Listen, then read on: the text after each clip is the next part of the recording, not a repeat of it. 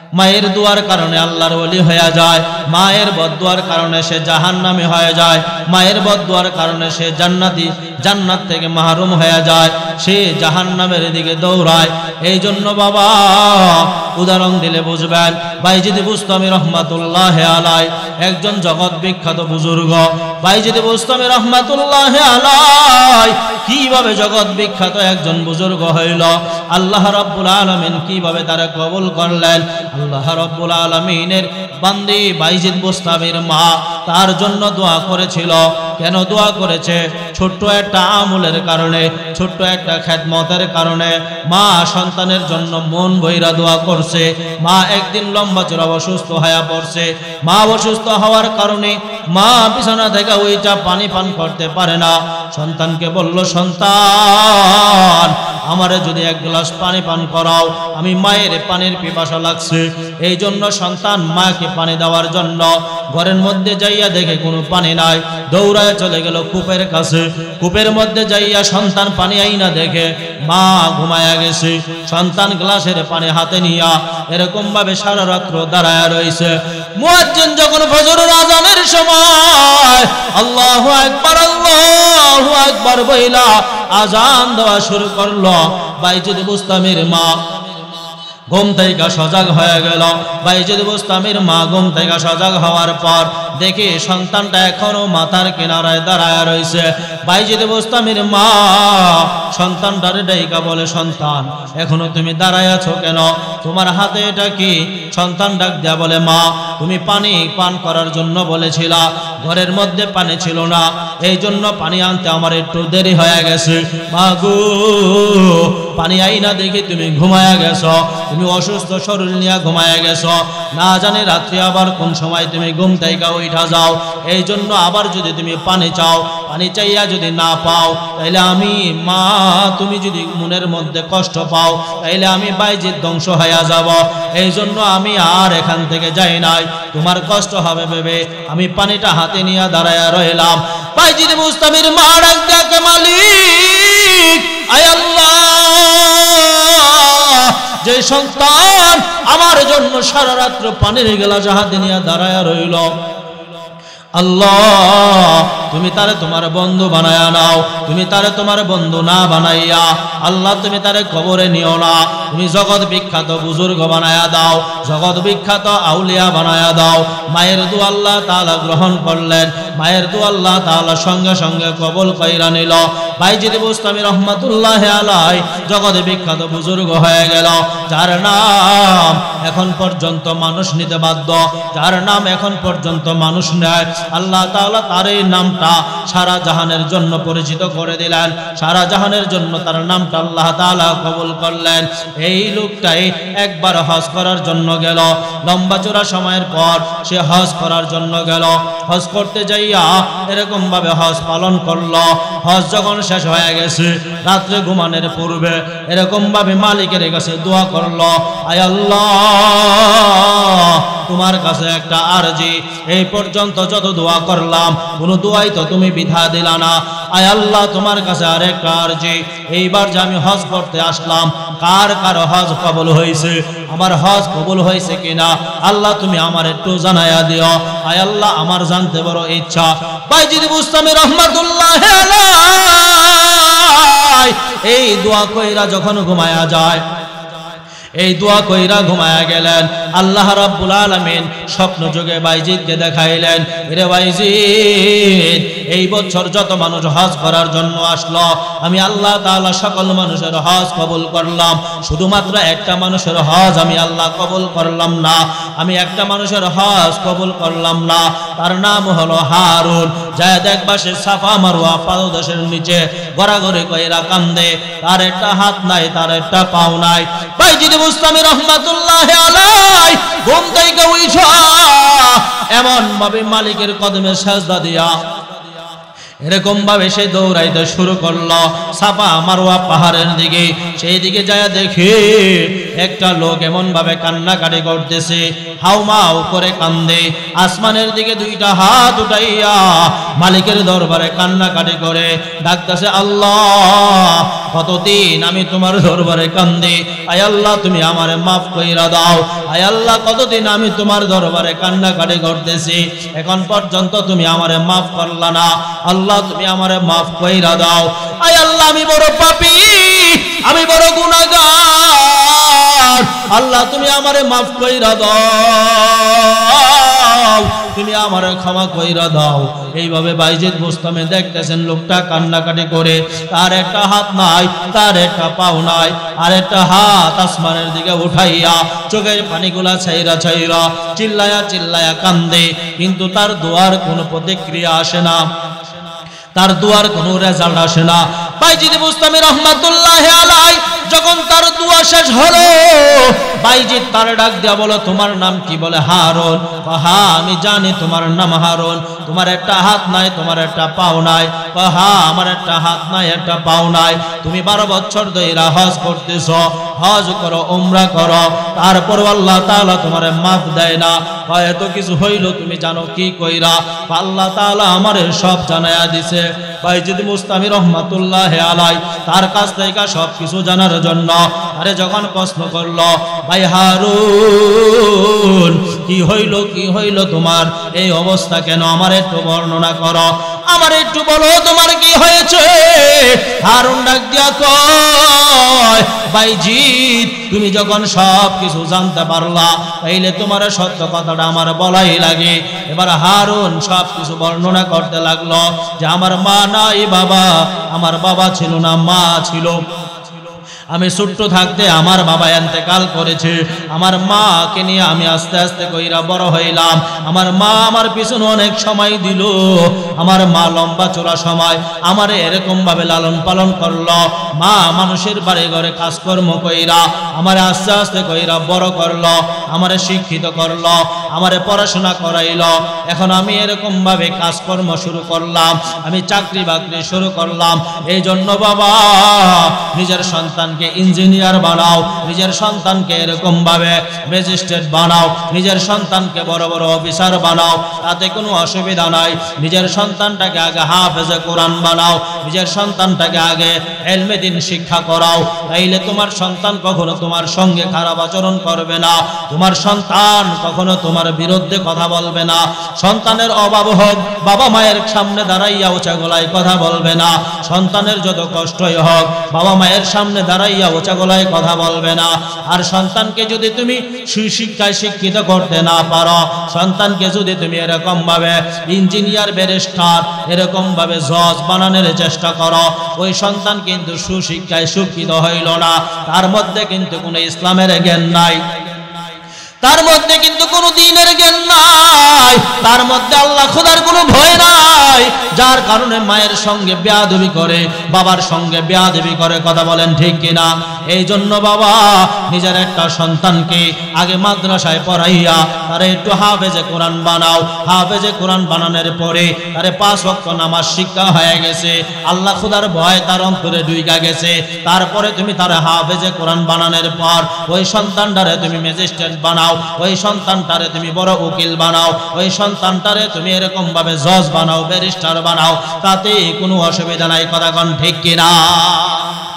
এই জন্য ওই সন্তানটা দেখেন মায়ের সঙ্গে কত খারাপ আচরণ করলো। সন্তানটা বলতেছেন, এরে ভাইজি তুমি যখন সবকিছু জানতেই পারলা, তুমি যখন সবকিছু যাই নাই গেলা, তাইলে তোমার কাছে আর লুকোচুরি কইরা কোনো লাভ নাই। আমার বাবা ছিল না, আমার মা আমারে বড় কষ্ট কইরা লালন পালন করছে, আমার মা আমারে বড় কষ্ট কইরা লালন পালন করছে, মা না খাইয়া আমারে খাওয়াইছে, মা অন্য বাড়িতে কাজ কইরা আস্তে আস্তে কইরা টাকা পয়সা জমাইয়া জমাইয়া আমারে এরকম ভাবে পড়াশোনা করাইছে। কিন্তু আমার মা আমারে বড় জোর জবরদস্তি কইরা, আমার মা আমারে একটা বিবাহ করাইল। আমি আমার মারে বলেছিলাম, মা আমি কোনো বিবাহ শাদী করব না, আমার জীবনটা আমি তোমার পিছনে ব্যয় করতে চাই। কিন্তু আমার মা কথা শুনলো না। আমার মা আমার একটা বিবাহ করাইল। বিবাহ করানোর পর আমার বিবি আমার মায়ের সঙ্গে বনাবনি হইল না। আমার মা আমার বিবির সঙ্গে এরকম ভাবে কথা কাটাকাটি হয়।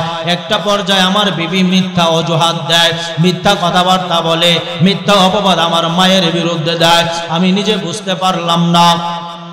আমি যখন চাকরি বাকরি করি, চাকরি থেকে আসার পর আমার বিবি যখন আমারে জিজ্ঞাসা করে, আমারে যখন বলে তোমার মায়ের সঙ্গে আর থাকা যায় না, তোমার মায়ের সঙ্গে আর চলা যায় না। ভাই কেন চলা যায় না?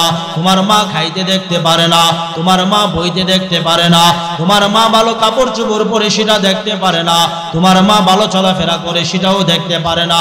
তোমার মায়ের সঙ্গে আমি আর থাকতে পারবো না, অতএব তোমার মাকে তুমি অন্যত্রে সরাইয়া দাও। এরকম ভাবে হারুনকে যখন বলে, মার কাছে যাইয়া হারুন বলে, মা তুমি আমার বিবির সঙ্গে কেন ঠিক মতো চলাফেরা করতে পারো না? হারুন যখন এইভাবে বলে, মা চোখের পানিগুলো ছাড়ে আর ডাক দেখো, সন্তান আমি মা কত কষ্ট কইরা তোরে লালন পালন করলাম, সন্তান রে কোনোদিন তো আমি মা তোর বিরুদ্ধে কথা বললাম না, তোর বিবির বিরুদ্ধে কথাবার্তা বললাম না। সন্তান তোরে ছাড়া আমার কোনো সন্তান নাই, তুই ছাড়া আমার আর এই দুনিয়ার জমিনে কেউ নাই, অতএব তোর বিরোধিতা আমি কেন করব, তোর স্ত্রীর বিরোধিতা আমি কেন করব? সন্তানকে তার বিবি যতই বুঝায়, সন্তান আইসা মায়ের সঙ্গে প্রেসার কেট করে। এক পর্যায়ে সন্তান মাকে আইসা এরকম ভাবে প্রেসার দেয়, মা তুমি আমার বাড়ি ছাইরা চইলা যাও। দুঃখিনী মা ডাক দেখো, সন্তান তোর বাবা ইন্তেকালের পূর্বে আমার ওসিয়ত কইরা গেছে, আমারে তোর বাবা বইলা গেছে, যত কষ্টই হোক, যত জ্বর তুফানি আসুক, তুমি আমার সন্তানটারে নিয়ে আমার বিটাটার মধ্যে থাকবা, তুমি আমার সন্তানটারে নিয়ে আমার ঘরের মধ্যে থাকবা, আমার বিটা ছাইরা আমার ঘর ছাইরা অন্যত্রে কখনো যাইবা না, তুমি আমার সঙ্গে ওয়াদা করো। রে সন্তান আমি মা তোর বাবার সঙ্গে ওয়াদা করেছিলাম, সন্তান রে যত কষ্টই হোক আমি মা তোর সঙ্গে থাকতে চাই, আমি মা পারবো না অন্যত্রে যাইতে। এই কথা যতবারই বলুক না কেন, সন্তান একবার বুঝলেও তার বিবি যখন তার উল্টাটা বোঝায়, সে আবার বুঝতে চায় না। বারবার যখন বিবি এরকম ভাবে বলে, সন্তান এক পর্যায়ে মাকে আইসা প্রেসার দেয়, মা তুমি ঘর থেকে বের হইয়া যাও, নয়তো তোমার উপরে আমি টর্চার করব, তোমার উপরে আমি আক্রমণ করব।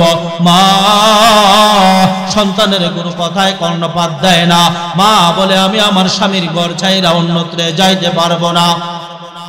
এক কথায় দুই কথায় এমন যখন বারবার কথা কাটাকাটি হয়, সন্তানটা মায়ের গালের মধ্যে একটা থাপ্পড় লাগাইয়া দেয়। একটা থাপ্পড় লাগাইয়া দেওয়ার পর মা হাউ মাউ করে কান্দে। মা ডাক দিয়া কয়, আর মা ডাক দিয়া কয়, রে সন্তান তোর এই হাতটা কত মা চুমা খাইলাম, এ হাতের মধ্যে আমি মা তোরে কত চুমাইলাম, আমি মা তোর এই হাতটারে কত যত্ন কইরা তেল মালিশ করলাম, আমি মা কত যত্ন কইরা এটাকে কাপড় চোপড় পরাইলাম। আজকে এই হাতের দ্বারা বিবির কথা শুনাতে আমি মারে কেমনে আক্রমণ করলে, আমি মারে তুই কিভাবে মারলে, এরকম ভাবে যখন বলে সন্তান কর্ণপাত দেয় না। সন্তান আবার কাজের মধ্যে চইলা যায়। সন্তান যখন আবার বাড়ি আসে, এরকম ভাবে সন্তান বাড়ি আসার সঙ্গে সঙ্গে তার স্ত্রী ডাক দিয়া কয়, স্বামী শোনো, তোমার মায়ের সঙ্গে আর থাকতে পারবো না। কয় কেন থাকতে পারবো না? কয় দেখো না তুমি কালকে মারধর করেছ, এই জন্য পাশের বাড়ির মানুষের কাছে যাইয়া আমাদের বিরুদ্ধে বদনাম করেছে। সন্তানের মা ওই দিক দিয়া চোখের পানি ফালায় আর মালিকের দরবারে কান্দে আর ডাক দিয়া কয়, রে মালিক আমার সন্তানটা এমন কিভাবে হয়ে গেল, এই সন্তানটারে আমি মা কত কষ্ট কইরা লালন পালন করলাম, আমি মা তার পেছনে কত সময় দিলাম, সন্তানটা কিভাবে পারলো আমি মায়ের গালের মধ্যে এরকম ভাবে থাপ্পড় দিতে? মা সন্তানের এই আঘাত পাওয়ার পর আল্লাহ তাআলার দরবারে কান্নাকাটি করে, রে বাবা তোমার মায়ের হাতটা যদি তোমার বিরুদ্ধে একবার আল্লাহ তাআলার দরবারে উঠা যায় তাইলে তুমি ধ্বংস হয়ে যাইবা। তোমার বাবার হাতটা যদি একবার তোমার বিরুদ্ধে আল্লাহ তাআলার দরবারে ওঠে তাইলে কিন্তু তুমি ধ্বংস হয়ে যাইবা। দেখো হারুন কিভাবে ধ্বংস হয়ে গেছে। হারুন এবার এক কথায় দুই কথায় বউর সব কথা শোনার পর দুই একদিন পরে মাকে আইসা বলতেছেন, মা তুমি ঘর থেকে বাইর হইবা নাকি তোমার জোর কইরা বাইর কইরা দিব। মা এক পর্যায়ে ডাক দিয়ে করে, সন্তান জীবন আমার যায় যাক, তারপরও আমি আমার স্বামীর বিটা চাইরা যাইতে পারবো না। সন্তান রে তুমি যা বলার তাই বলো, তুমি যা করার তাই করো, আমি মা পারবো না এই বিটা চাইরা যাইতে, আমি আমার স্বামীর সঙ্গে ওয়াদা করছি। এরকম ভাবে যখন বলে নিষ্ঠুর সন্তান এক কথায় দুই কথায় মায়ের বুকের উপরে একটা লাথি মাইরা দেয়। লাথি দেওয়ার সঙ্গে সঙ্গে দুঃখিনী মা জমিনের মধ্যে অচেতন হইয়া পয়রা যায়। জমিনের মধ্যে অচেতন হওয়ার পর বিবি আবার তারে কুবুদ্ধি দিল, চলো তোমার মাকে বস্তাবন্দি কইরা এবার সুবর্ণ সুযোগ জঙ্গলার মধ্যে ফালাইয়া দিয়ে আসি। আমি আমার বিবির কথায় আমার মারে বস্তার ভিতরে বন্দি কইরা আমি আমার মাকে জঙ্গলার মধ্যে রাইখা দিয়ে আসলাম। ওই পর থেকে আমার মার কি অবস্থা আমি আর জানি না। এরপরে কিছুদিন পর আমার হাত একটার মধ্যে এরকম ভাবে একটা ফোড়া হইল। ফোড়া হওয়ার পর হাতের মধ্যে পচন শুরু হয়ে গেছে। পচন শুরু হওয়ার পর আমি কত ডাক্তার কত কবিরাজের কাছে সান্নিধ্যে গেলাম, কত ডাক্তারের কাছে গেলাম, কত কবিরাজের কাছে গেলাম। কোনো মানুষ আমার যত ওষুধই দেখ, যত ওষুধই আমার দিছে, কোনো ওষুধে আমার কাজ হয় নাই। আমি ডাক্তারের কাছে যা বললাম, ডাক্তার কত ওষুধ তুমি দিলা, আমার হাতটা কেন ভালো হয় না? ডাক্তার আমার হাত কেন ভালো হয় না? তারপরে কিছুদিন পর দেখলো পাউটা আবার পচে গেছে, পাউটার মধ্যে আবার একটা ফোড়া হয়েছে, পাউটাও পচন ধরেছে। ডাক্তারের সান্নিধ্যে গেল, যাই বলে ডাক্তার ভালো ওষুধ দাও, যত টাকা লাগে লাগো, তারপরও আমি ভালো হইতে চাই, আমি ভালো হইতে চাই, আমার একটু ওষুধ দাও, ভালো একটু ওষুধ দাও। যত কথাই এমন ভাবে বলে, ডাক্তাররা যতই চিকিৎসা করে কোনো কাম হয় না, কোনো কাম হয় না। এবার হারুন ডাক দেয়া কয়, এরে ভাইজি একটা সময় দেখলাম আমার এলাকার লোকজন আইসা বলতেছে, হারুন তোমার আমাদের এলাকাতে আর জায়গা দেওয়া যাবে না। কেন? আমি আমার বাড়ি সাইরা কোথায় যাব? কয় তোমার হাত পাও পয়সা গেছে, তোমার গন্ধে না জানি এলাকার মানুষ অসুস্থ হয়ে যায়। যাও যাও, তুমি হয়তো স্বেচ্ছায় এলাকা সাইরা চইলা যাও, নাইতে তোমাকে আমরা অনেক দূরে নিয়ে ফালাইয়া দিয়ে আসবো, কোনো বন জঙ্গলের মধ্যে ফালাইয়া দিয়ে আসবো।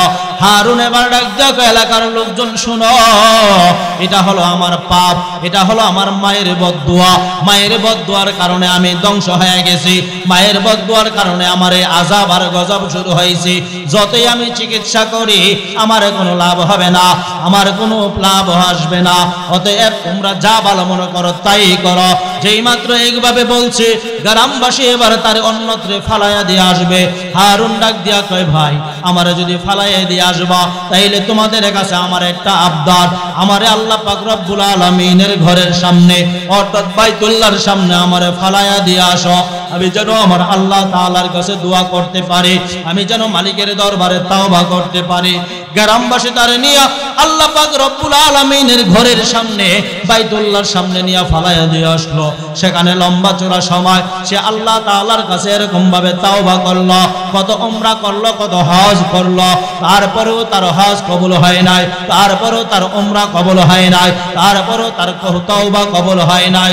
সর্বোপরি বাইজি তার অবস্থা দেখা মহান রব্বুল আলামিনের দরবারে দুইখানা হাত উঠাইয়া বলতেছেন, আল্লাহ হারুনের অবস্থা দেখা আমার বড় মায়া লাগছে, বড় কষ্ট লাগছে। আয় আল্লাহ তুমি হারুনকে মাফ কইরা দাও, আয় আল্লাহ তুমি হারুনকে মাফ কইরা দাও।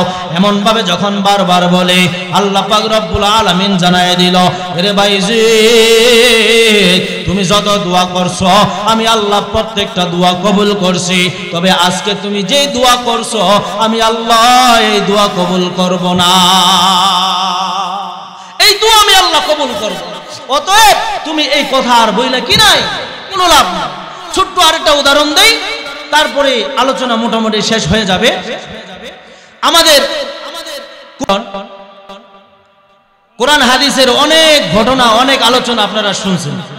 কুমিল্লা এলাকার একটা উদাহরণ, একজন বাবা রিক্সা চালক অনেক কষ্ট করে সন্তানকে কোলে পিঠে করে রিক্সা চালায়া চালায়া সন্তানকে পড়াশোনা করেছে। আমরা তো অনেক সময় একটা ভুল করি, সন্তান যখন একটা পুলিশের ভালো চাকরি পায় কয় হুজুর দোয়া কইরেন। কই কি দোয়া করবো? আমার সন্তানটা মানুষের মতো মানুষ হয়েছে।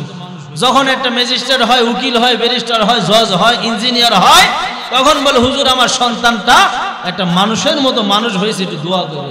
কয়দিন পরে দেখে তার ওই মানুষের মতো মানুষ সন্তানটা তারা নিয়ে বৃদ্ধাশ্রমে রেখে আসে। কথা কোন ঠিক কিনা? আরো জোরে কোন ঠিক কিনা? অতএব এই ধারণাটা আমাদের ভুল। নিজের সন্তানকে মানুষের মতো মানুষ করতে হলে কোরআন হাদিসের জ্ঞান তাকে দিতে হবে। কথা বলেন ঠিক কিনা? কোরআন হাদিসের জ্ঞান যদি কোনো সন্তানের থাকে, সে যত বড় খারাপ হোক, যত বড় নিষ্ঠুর হোক, সে রিক্সা চালায়া খাক, তার মা আর বাবাকে সে ফালায়া দিবে না। কথা কোন ঠিক কিনা? বর্তমান সমাজে এমন অনেক উলামায়ে কেরাম রয়েছে, অনেক আলেম রয়েছে, অনেক মসজিদের ইমাম আছে, খতিব আছে, মাদ্রাসার উস্তাদ আছে, তাদের বেতন মাত্র 7 থেকে 8,000, সর্বোচ্চ 10,000।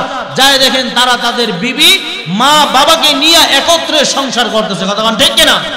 কিন্তু আপনার সেই ইঞ্জিনিয়ার সন্তান 3 লাখ টাকা বেতন পায়, আপনার সেই ব্যারিস্টার সন্তান মাসে 20 লাখ টাকা কামায়, আপনার সেই জজ সন্তান মাসে 10 লাখ টাকা কামায়, কিন্তু তার মা আর বাবার এক ফ্ল্যাটে নিয়ে থাকতে পারে না। কথা কোন ঠিক কিনা?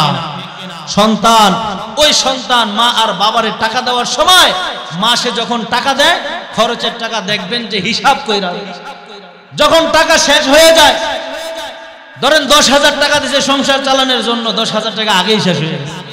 এখন কি 10,000 15,000 টাকা দিয়ে সংসার চালান যায়? যেরকম চালান যায়? তো যখন টাকা পয়সা শেষ হয়ে যায়, যদি বলে সন্তান আমারে কয়টা টাকা দাও, বাবার ওষুধ শেষ হয়ে গেছে, মায়ের ওষুধ শেষ হয়ে গেছে, এত টাকা খরচ করো, হিসাব করে করতে পারো না, এমন বলে কি বলে না? আর জোরে গান বলে কি বলে না? এমন অ্যাভেলেবেল বলে। আর যে সন্তান একজন আলেম, হক্কানি একজন আলেম, আল্লাহর বুঝ তার অন্তরে আছে, কোরআন হাদিসের জ্ঞান তার অন্তরের মধ্যে আছে, ওই সন্তানটা যদি রেনও করে, সে যদি কষ্ট করে মাটিও কাটে, মা যদি বলে সন্তান আমার ওষুধ নাই, শত চেষ্টা করে তার মায়ের ওষুধটা এনে দিতে। কথা কোন ঠিক কিনা? মা যদি বলে 1 কিলি পান লাগবে, বাবা যদি বলে আমি এমন জায়গায় যাবো, আমার 500 টাকা লাগবে, সন্তানটা দেওয়ার চেষ্টা করে। আর জজ ব্যারিস্টার সন্তানের কাছে টাকা আনতে গেলে আপনাকে সময় গুনতে হবে, মাস গুনতে হবে। কথা কোন ঠিক কিনা? যদি ডাবল টাকা আনতে চান তাহলে আপনাকে হিসাব দেওয়া লাগবে। কিন্তু সন্তান, তুমি নিজে একদিন তুমি এই জিনিসটা চিন্তা করো, তোমার মা আর বাবা তোমার চাহিদা পুরা করতে যাইয়া কখনো তোমার আমার পিছনে হিসাব করে নাই। কথা কোন ঠিক কিনা? যদি আপনি আমি যাইয়া বাবাকে যদি বলছি, বাবা আজকে ভালো ভালো বড়ই আছে, বড়ই নিয়ে আইসো, বাবা কাজকর্ম করছে না করছে বাবা সেটা চিন্তা করে না, সন্তান বলছে বড়ই নিতে, সে বড়ই নিয়ে যায়। সন্তানের কত চাহিদা, বাবা একটু মিষ্টি নিয়ে আইসো, সন্তানের জন্য বাবা মিষ্টি নিয়ে যায়। সন্তান বলেছে বাবা ভালো 1 জোড়া কাপড় চোপড় লাগবে, বাবা সেটা চিন্তা করে নাই, টাকা কোথায় থেকে আসবে। আমার সন্তান বলছে এই জন্য বাবা সব কিছু নিয়ে যায়। রে সন্তান, তুমিও একদিন বুড়া হইবা, তোমার বাবা যেমন বুড়া হয়েছে, তুমিও একদিন বৃদ্ধ হইবা, তোমার মা যেমন বৃদ্ধ হয়েছে।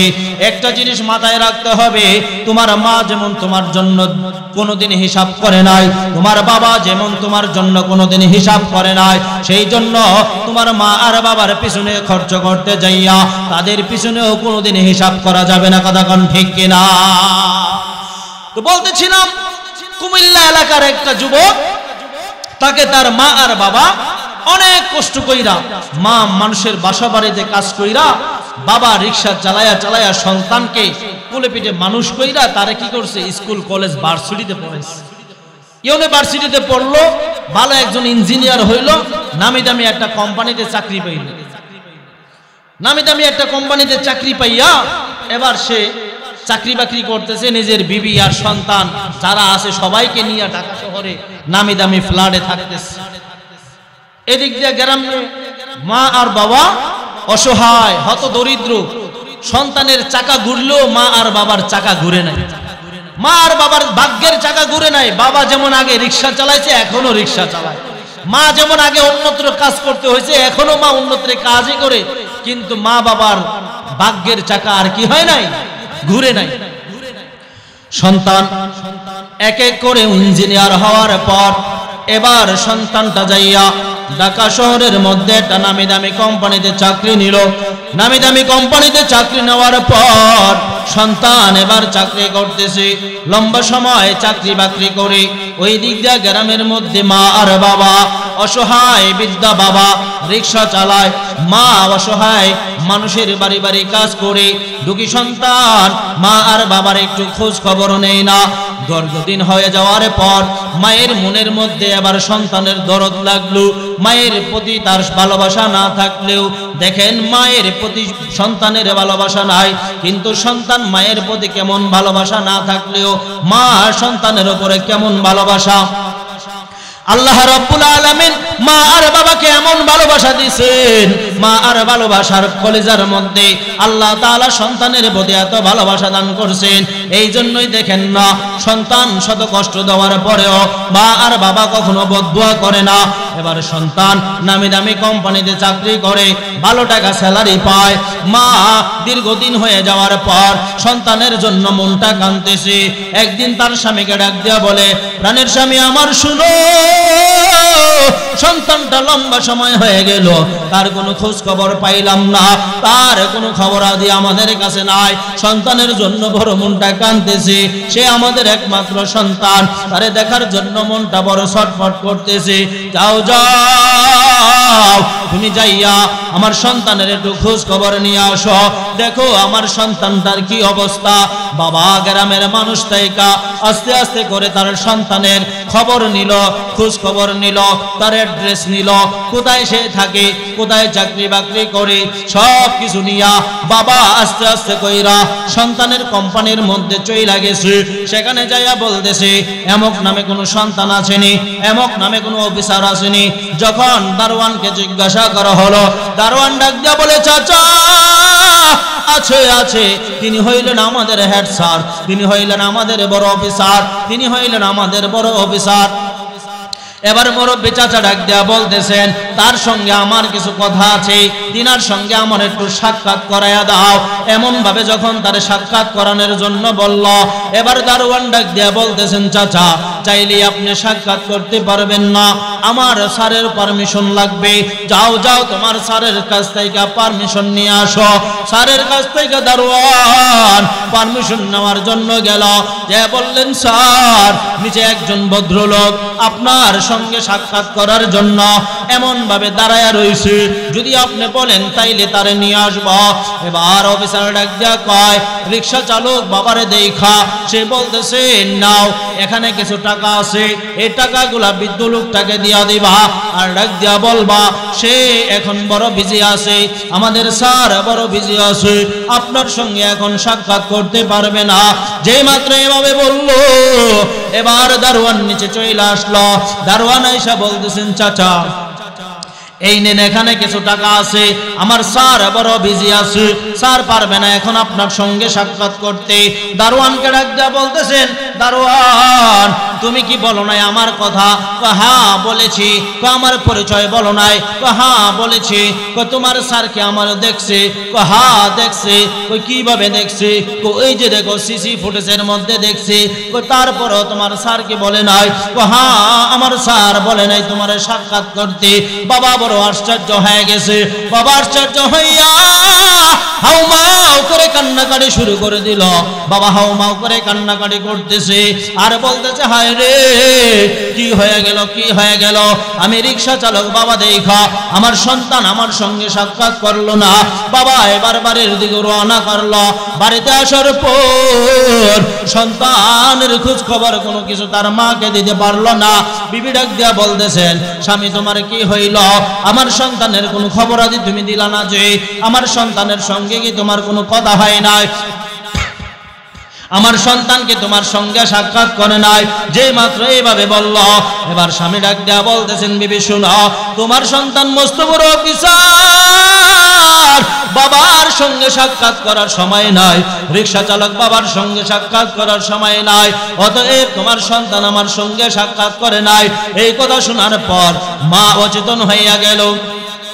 জমিনের মধ্যে মা লুটাইয়া পইরা গেল। মা হাউ মাউ করে কান্নাকাটি কইরা মা অজ্ঞান হইয়া পইরা গেল। সেই দিন থেকে মা অসুস্থ হইয়া পড়ছে। লম্বা সময় পর সন্তান একদিন মসজিদে জুমার নামাজ পড়ার জন্য গেল।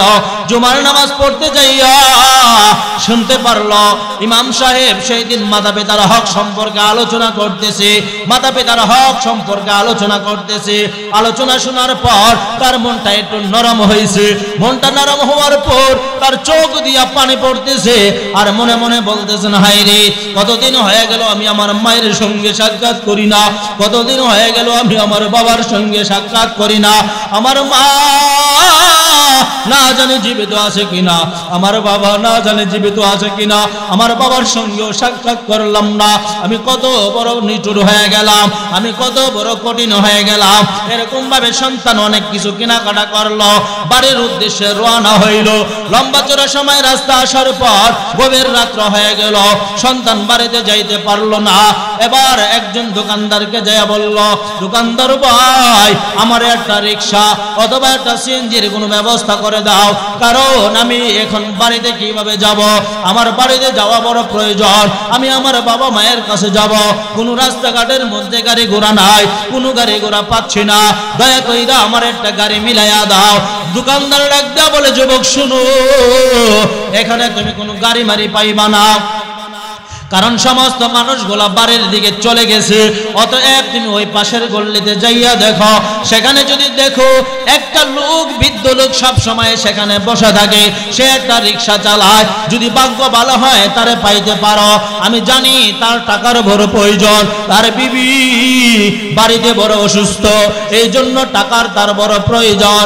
এবার যুবকটা ওই গল্লির মধ্যে যাইয়া দেখতেছেন একটা বৃদ্ধ লোক মুখটা বাইদা রাখছে, রিক্সার মধ্যে বৈশা রয়েছে।